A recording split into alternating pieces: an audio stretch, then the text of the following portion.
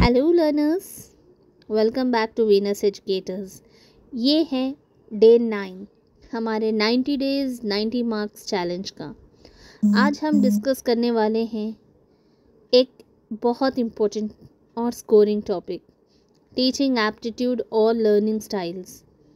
आपने सुना होगा टीचिंग एक आर्ट है, लेकिन टेट एग्ज़ाम में ये एक साइंस भी है।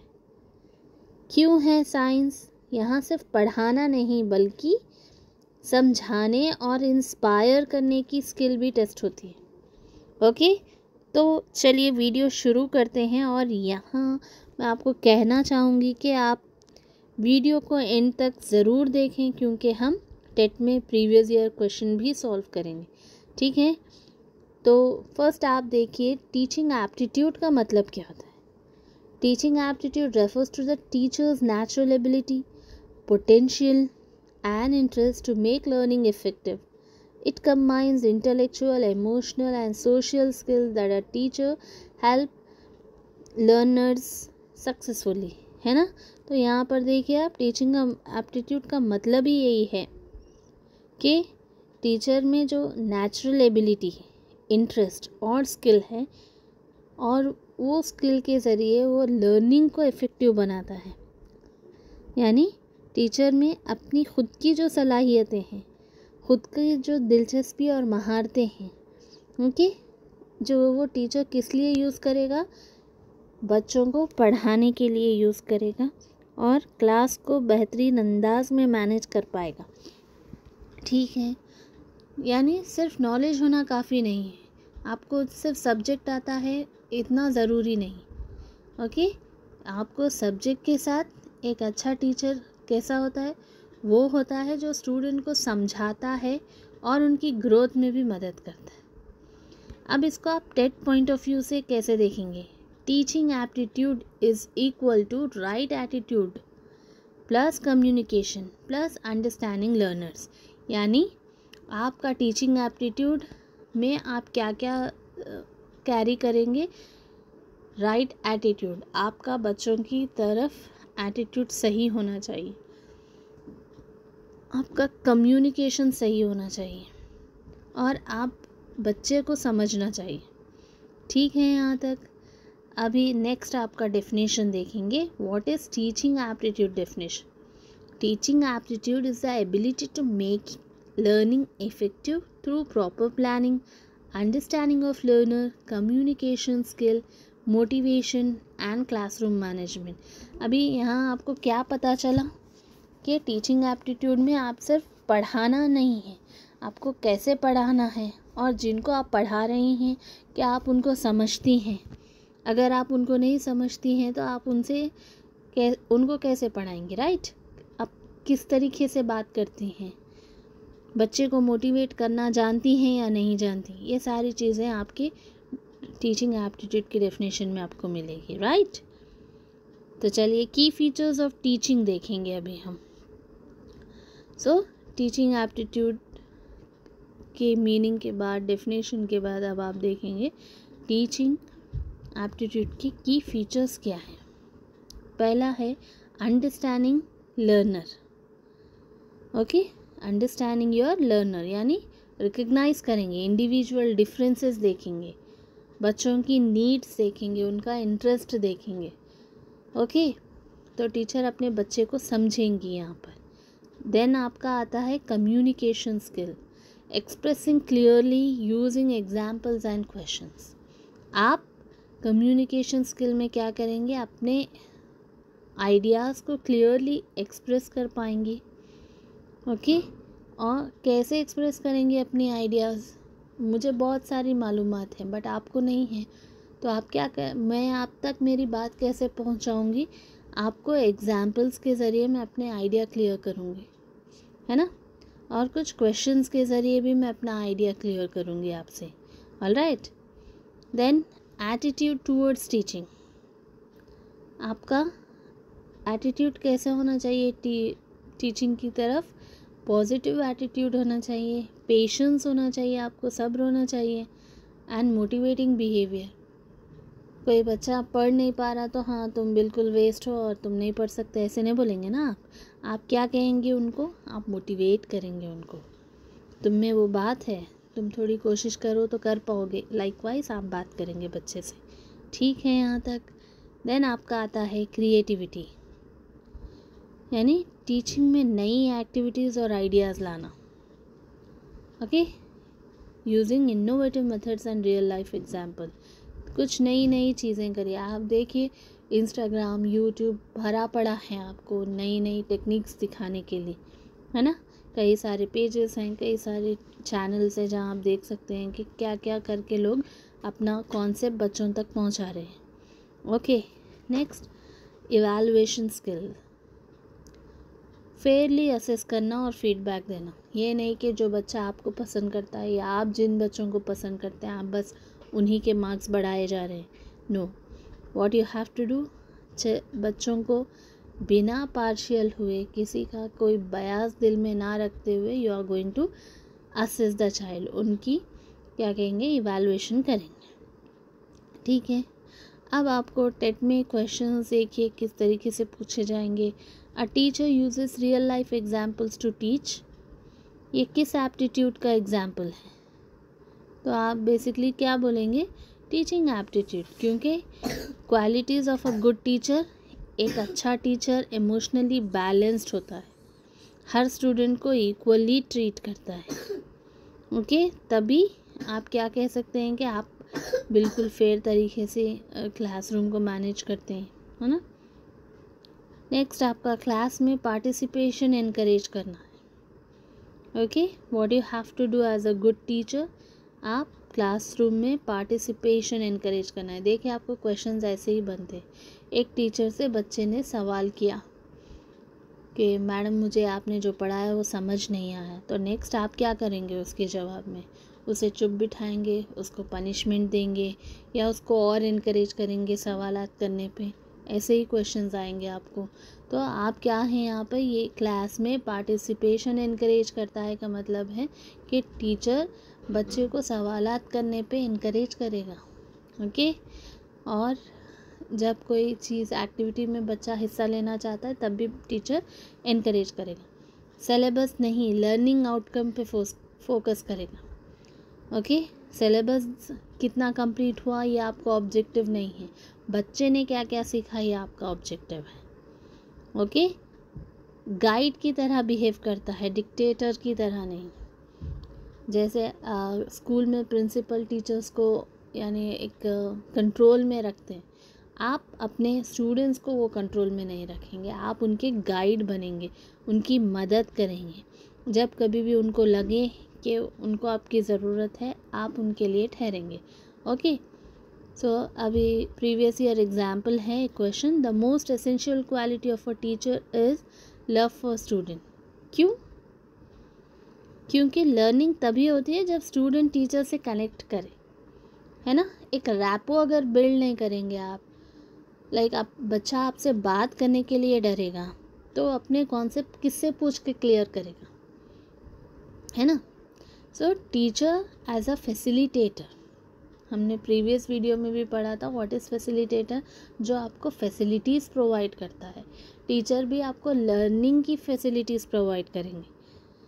पहले टीचिंग टीचर सेंटर्ड होती थी, आज लर्नर सेंटर है, यानी टीचर अब गाइड और फैसिलिटेटर है जो स्टूडेंट को खुद एक्सप्लोर करने का मौका देता है। देखिए मैं आपको कंप्यूटर सिखा रही हूँ, ठीक है, मैं खुद कंप्यूटर पे ऑपरेट कर रही हूँ और आप बस मेरे पीछे खड़े होके देख रहे हैं, तो क्या कर लेंगे आप? कुछ सीखेंगे? कुछ नहीं सीख सकते जब तक मैं आपको कंप्यूटर पे ना बिठाऊं और आपको मैं बताती चलूँ वो एरो है, वो 3 डॉट्स को क्लिक करिए, तब तक आप कंप्यूटर नहीं सीख पाएंगे, है ना। तो ऐसे ही क्या है, आपको पहले टीचर एक फैसिलिटी देंगे, कंप्यूटर दूंगी, कंप्यूटर पे आपको ऑपरेट करने दूंगी, बाकी मैं सिर्फ गाइड करूँगी, यहाँ जाओ वहाँ जाओ, इसको क्लिक करो उसको क्लिक करो, ये फाइल ओपन कर दो, इसको सेव बटन दबा दो, है ना। ऐसे आप सीखेंगे। सो टीचर क्या है यहाँ पर? फैसिलिटेटर का काम कर। ऑलराइट, अब यहाँ टेट फोकस एरिया देखिए, teacher qualities and roles. Teacher कैसा होगा? पैसिव होगा, क्योंकि लर्नर को एक्टिव रखना है। अब हम किस ज़माने में हैं? टीचर सेंटर ज़माने में नहीं हैं, हम लर्नर सेंटर ज़माने में हैं। इसीलिए टीचर जस्ट यहाँ कीजिए, वहाँ पे क्लिक करिए बोलने के लिए, बट काम एक्चुअली कौन करेगा? बच्चा करेगा। तो बच्चा will be active learning. Okay, understanding of learner behaviour. Teacher और क्या करना चाहिए? बच्चे का बिहेवियर को समझेगा, इफ़ेक्टिव टीचिंग प्रोसेस करेगा। कैसे करेगा? अपनी क्लास को दिलचस्प बनाएगा। Okay, professional ethics and values बढ़ाएगा। ऑलराइट, प्रोफेशनल एथिक्स किसको बोलेंगे आप? जहाँ आप किसी को फेवर नहीं करेंगे, लाइक आपके किसी रिश्तेदार का बच्चा आपकी क्लास में है, आप उसको इम्पोर्टेंस दिए जा रहे हैं, नहीं। जबकि एक टैलेंटेड बच्चा कहीं आपसे मिस हो जा रहा है, ऐसा नहीं करेंगे टीचर। टीचर को प्रोफेशनल एथिक्स मालूम होने चाहिए।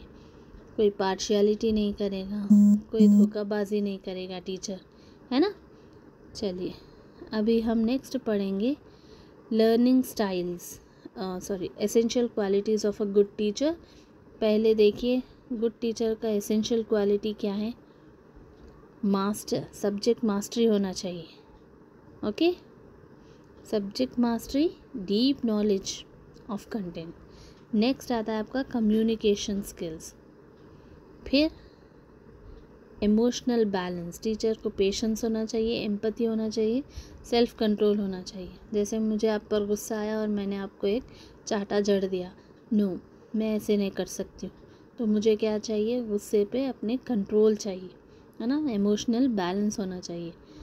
नेक्स्ट आपका आता है क्रिएटिविटी। क्रिएटिविटी यानी आप कुछ नया लाएंगे आपकी क्लास में। Fairness and objectivity, equal treatment for all students. कैसे ट्रीट करेंगे आप बच्चे को? सब बच्चे एक समान। मोटिवेशन, इनकरेज करेंगे क्यूरियोसिटी को, और क्या कहेंगे आपको?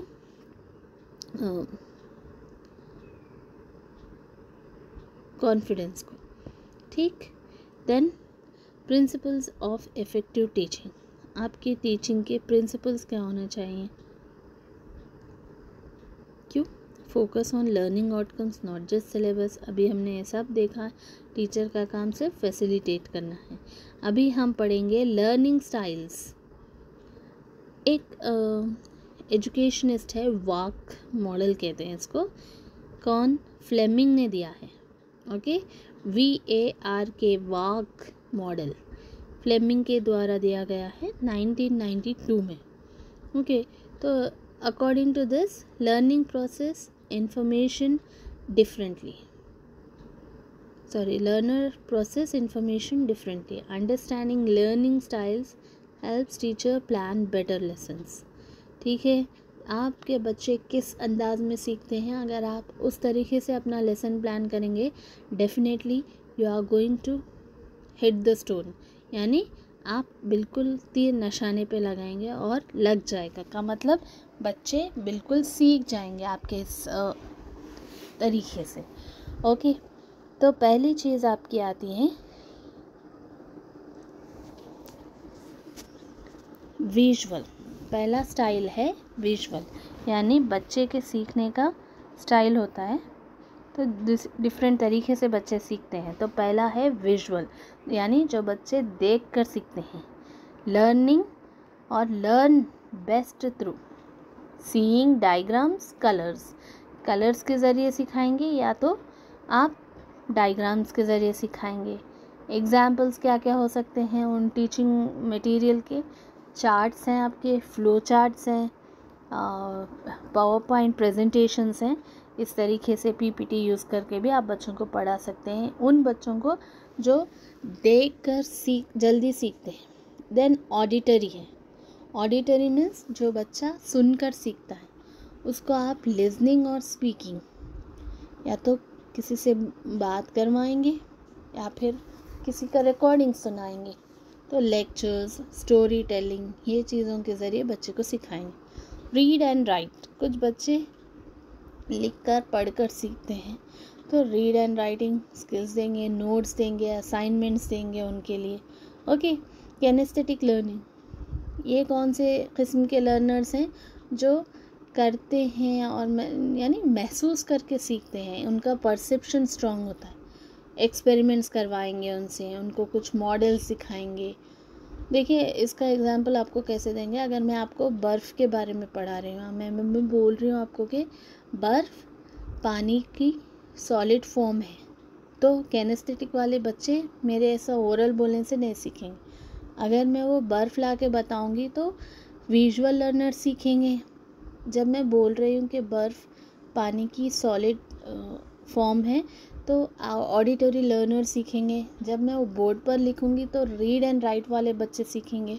लेकिन जब तक मैं बर्फ़ बनाकर या फिर उनके सामने वो एक्सपेरिमेंट करेंगे या फिर उनके हाथ में थमाऊँगी बर्फ़, तब तक किनेस्थेटिक वाले बच्चे उसको नहीं समझेंगे। तो उनके लिए एक्सपेरिमेंट्स करेंगे या फिर मॉडल ला के दिखाएंगे उनको, या फिर रोल प्ले करवाएंगे। ठीक है, इतनी बात क्लियर है। अब एप्लीकेशन इन क्लासरूम, एप्लीकेशन कैसे होगा इसका? विजुअल लर्नर्स को वही सब चीज़ें, यानी इमेज भी बताएंगे आप, कुछ फ़ोटोग्राफ्स, अगर सोशल पढ़ा रहे हैं तो मैप्स वगैरह दिखाएंगे। ऑडिटरी लर्नर के लिए डिस्कशंस बनाएंगे, ओरल एक्सप्लेनेशन देंगे। रीड एंड राइट वालों को आप रिटर्न मटेरियल देंगे, जाओ ये आंसर 10 टाइम्स लिख के आओ। लाइकवाइज किनेस्थेटिक वालों को आप लैबोरेटरीज, एक्टिविटीज़, डेमोन्स्ट्रेशंस, ये सब कुछ दिखाएंगे। देन आपका आता है टेट फोकस से इस कॉन्सेप्ट को कैसे समझेंगे। Question test identification of learning style and corresponding classroom methods. तो आपको क्या देखने को मिलेगा क्वेश्चन में, क्या फोकस मिलेगा आपको? आपसे ऐसे सवालात करेंगे, लाइक एक बच्चा है जो कितना भी समझा लो आप, उसको समझ नहीं आ रहा जब तक कि आप कोई चीज़ उसको मॉडल के तौर पे ना दिखाओ। तो ये कौन से किस्म के लर्नर्स हुए? किनेस्थेटिक लर्नर्स हुए।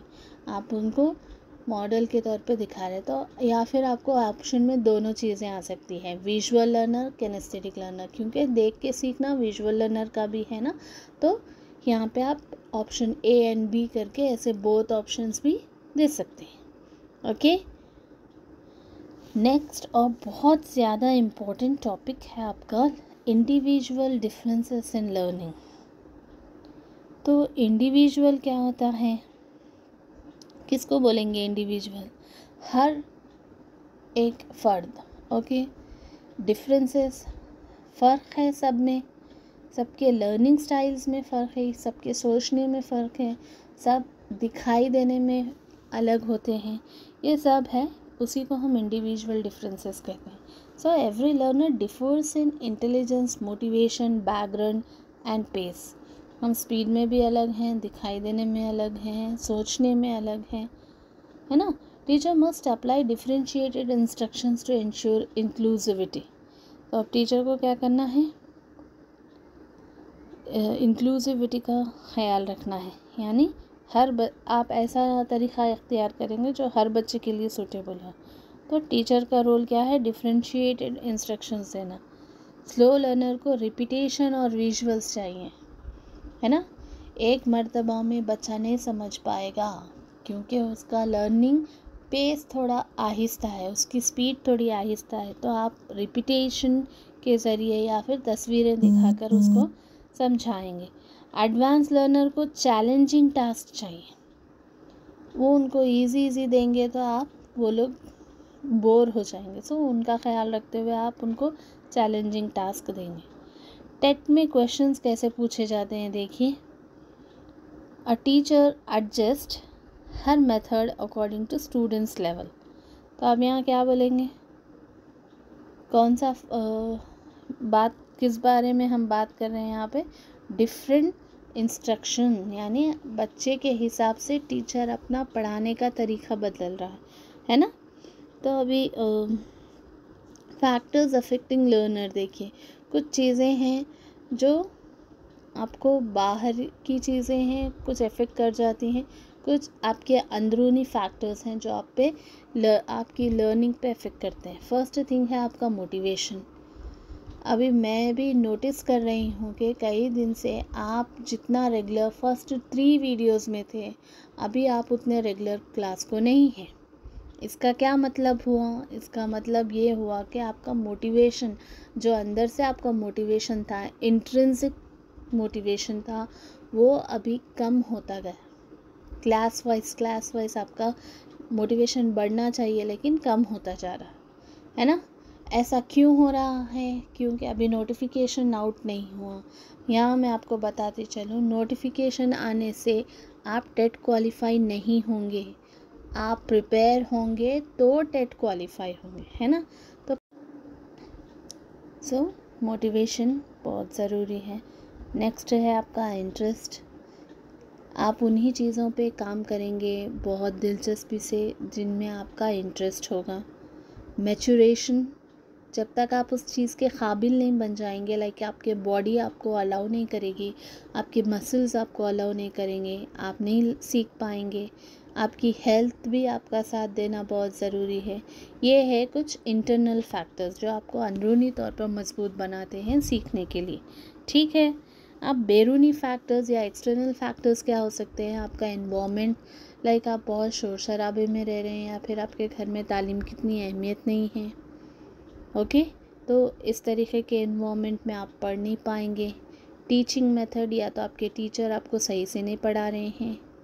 सोशियो कल्चरल कॉन्टेक्स्ट, यानी आपका अगेन घर का माहौल या फिर आपकी सोसाइटी, आप किस सोसाइटी में जी रहे हैं जहाँ लाइक तालीम ज़रूरी नहीं है, या फिर लड़कों को बिज़नेस करना चाहिए और लड़कियों को घर संभालना चाहिए, ऐसी सोच रखने वाली सोसाइटी है आपकी, okay. Family and school climate, अगर स्कूल भी अच्छा नहीं है या फिर फैमिली आपको अलाउ नहीं करती है, ये सारे फैक्टर्स हैं जो बैरूनी तौर पे आपकी लर्निंग पे अफेक्ट करेंगे, okay. Next we have principles of learning. अब आपके प्रिंसिपल्स क्या है लर्निंग के? Learning is an active process है।